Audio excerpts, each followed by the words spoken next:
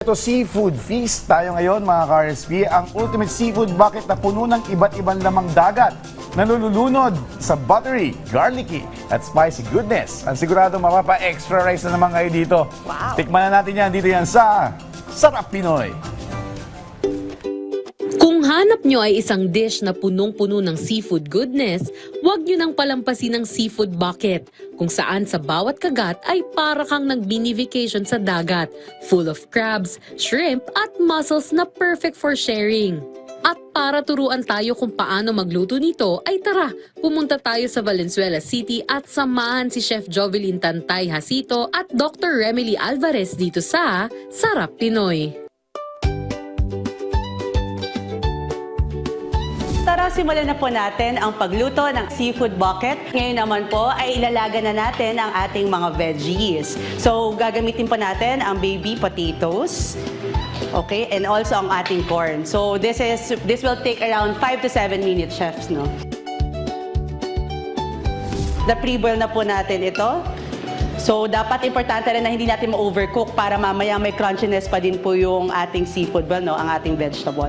So, after naman po nating palaga ang ating vegetable, no, isi-set aside po natin siya. Next naman, ipe-prepare po natin ang ating seafood. So, ang ating favorites, of course, ang ating blue crabs, mussels or tahong, and of course, ang ating shrimp. So, ngayon po, ang ilalaga po muna natin ay blue crab and mussels. So, ang pag-boil naman po ng seafood, this will take a bit faster po kaysa sa ating vegetable, no? Around 3 minutes, 3-5 minutes. Okay. This one din po is naka-pre-boil na din po siya. Ngayon naman, sisimulan naman po natin gawin ang ating Cajun sauce. So, magsisimula po tayo sa ating butter. Then, lalagay na din po natin yung oil. Mga 20 grams lang din po. Pag okay na po siya, ilalagay na po natin yung garlic. Lalagay na po natin ang shrimp. Huli po natin ilalagay yung shrimp natin. Nauna na po yung ating mussels at ating blue crab. Pag okay na po sa shrimp, lagay na po natin sa sweet chili po. Yan, Salt sige, and chef. pepper. A pinch of salt and pepper lang, no? To taste. And then the white wine for the glazing po. Sunod na nilagay ni Chef Jovelyn ay ang kanilang seafood pre-made broth na gawa sa sauteed garlic, shrimp skin, white wine at paprika. Okay? Tapos ngayon, pwede na po natin lagay ang ating mga gulay.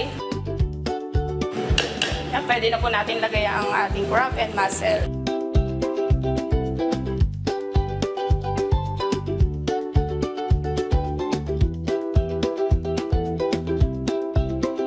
We can also top this with lemon and parsley.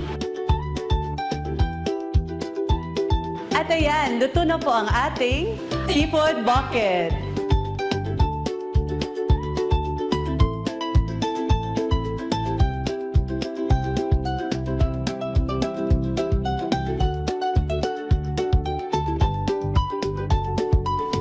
Kaya next time pag trip mo ng seafood feast, skip the fancy plating and go big, go messy, go bucket at subukan na ang seafood delight na ito. At kung gusto nyo naman balikan ang nakaraan nating episode, maaari nyo yan bisitahin sa aming official social media accounts at Rise and Shine Pilipinas sa Facebook, YouTube at Instagram, habang RS Pilipinas naman sa TikTok at X.